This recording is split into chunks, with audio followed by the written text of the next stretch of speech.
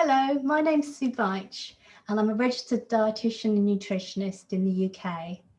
I've been a cruise speaker for 4 years and taken part in 23 different cruises with a variety of cruise lines all around the world.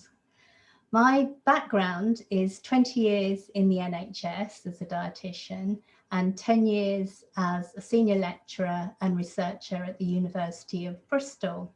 I'm now freelance and I do a variety of things, including writing, and I've written 3 popular nutrition books, including Nutrition for Dummies, and I appear on TV and radio talking about my subject.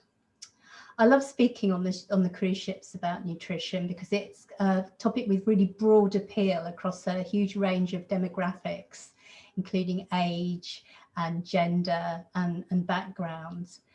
And it seems to go down quite well on the ships.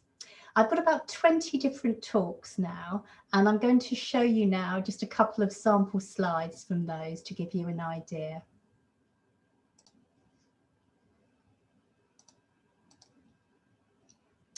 So I would say my talks fall into 3 main themes. The first one being health and well-being. And to give you some examples, I talk about nutrition for aging and how diet can make a difference to how well we age. One I've written in lockdown on diet, nutrition, and immunity, which I've piloted a few times and has gone down quite well, being a really topical subject. And then one that I get asked about a lot, especially on the longer cruises, like the world cruise, passengers asking me for some tips about how to avoid weight gain on a cruise. And actually that one's quite fun. The second theme, I guess, would be the brain, psychology and behaviour. And I tend to give a bit of a scientific background to the subject and mention some of the research, but very much translate it into practical strategies that the passengers can take home and follow at home rather than necessarily on the ship. So the first one of those is mood and food, and I've called it Can We Eat Ourselves Happier? Second one is mindful eating, which is sort of a very hot topic in nutrition at the moment. And another example in terms of the behaviour is whether what we eat can affect the environment. And the subject really on plant-based eating, and is there good evidence for that? The third theme would be food and nutrition around the world. And I can very much tailor my talks to depending on the itinerary of the cruise line. So just some examples: marvellous Mediterranean diet, 5 a day, the Caribbean way. When we're in Scandinavia, talking about the Nordic diet, and then superfoods of the Far East. So that's just 4 examples. And I'm just going to delve slightly more deeply into one of the talks, the mood food, Can We Eat Ourselves Happier? And I always like to start off with some audience interaction and participation. So I'm going to put up some pictures of foods which I'm going to cover in my talk. And if you wouldn't mind, I'd love it if you would vote whether you think they're mood boosting or mood busting.